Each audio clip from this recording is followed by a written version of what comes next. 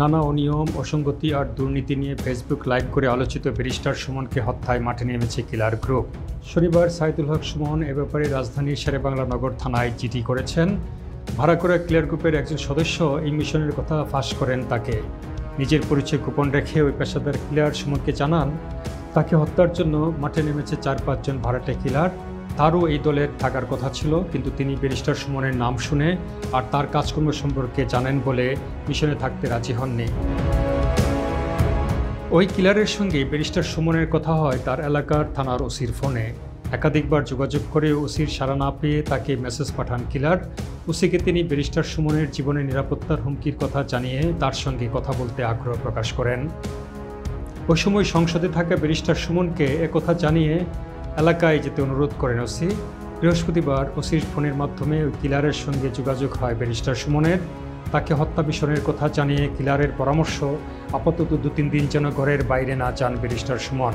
এ ঘটনায় ব্যারিস্টার সুমন দুটি প্রশ্ন সামনে এনেছেন: রাষ্ট্রযন্ত্র তাকে বাঁচিয়ে রাখতে চায় কিনা, পুলিশ জানার পর কিলার গ্রুপের সন্ধান কিংবা তার নিরাপত্তায় কোনো ব্যবস্থা না নিয়ে তাকে কেন আগেভাগে কথা জানালো, তাকে চুনারুঘাট ডেকে না নিয়ে হুমকির সত্য মিথ্যা নিশ্চিত করা উচিত ছিল পুলিশের। পুলিশ কি তার অপমৃত্যুর জন্য অপেক্ষা করছে? দেশব্যাপী বিপুল জনপ্রিয় ব্যারিস্টার সুমন এর আগেও নিজের জীবনের নিরাপত্তার বিষয়ে অনেকবার মৌখিক হুমকি পেয়েছেন। তবে দেশ ও জনগণের কল্যাণে তার কাজ চালিয়ে যাওয়ার প্রত্যয় একই সঙ্গে ব্যক্ত করেন তিনি। দ্বাদশ সংসদ নির্বাচনে চুনারুঘাট ও মাধবপুর আসনে বিপুল ভোটে নির্বাচিত সুমন সংসদীয় একাধিক মন্ত্রী এমপির বিষয়ে সমালোচনা করেন বিভিন্ন সময়।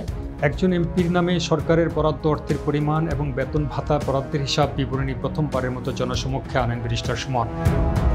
তিনি একে সংসদ সদস্যের স্বচ্ছতা জবাবদিহির একটি পদ্ধতি হিসেবে বর্ণনা করেন, কিন্তু এ নিয়ে সংসদে বিরোধী দলীয় চিফ হুইপ মুজিবুল হক চূন্য তাকে ইঙ্গিত করে বিশুদ্ধার করেন এবং এ ব্যাপারে ব্যবস্থা নিতে স্পিকারের কাছে দাবি জানান। মুজিবুল হক চুন্নুর সমালোচনার জবাবে সাইদুল হক সুমন বলেন, তিনি চুন্নুর এমপি না, তিনি তার কাজ চালিয়েই যাবেন। বাংলাদেশ ফুটবলের অন্তিম দশায় হতাশ ব্যারিস্টার সুমন নিজেই গড়ে তোলেন ফুটবল একাডেমি, নাম ব্যারিস্টার সুমন ফুটবল একাডেমি। দেশের বিভিন্ন জেলায় ঘুরে ঘুরে স্থানীয় ফুটবল দলের সঙ্গে ম্যাচ খেলে তার দল। জাতীয় পর্যায়ের খেলায় বড় বড় স্টেডিয়াম দর্শক শূন্য থাকলেও তার দলের খেলায় হাজার হাজার মানুষ উপচে পড়ে মাঠ। তার বক্তব্য শোনার জন্য উন্মুখ হয়ে থাকে হাজারো মানুষ। সংসদ সদস্য নির্বাচিত হওয়ার আগে নিজের উপজেলা চুনারুঘাটে অর্ধশত সেতু নির্মাণ করেন নিজের টাকায়।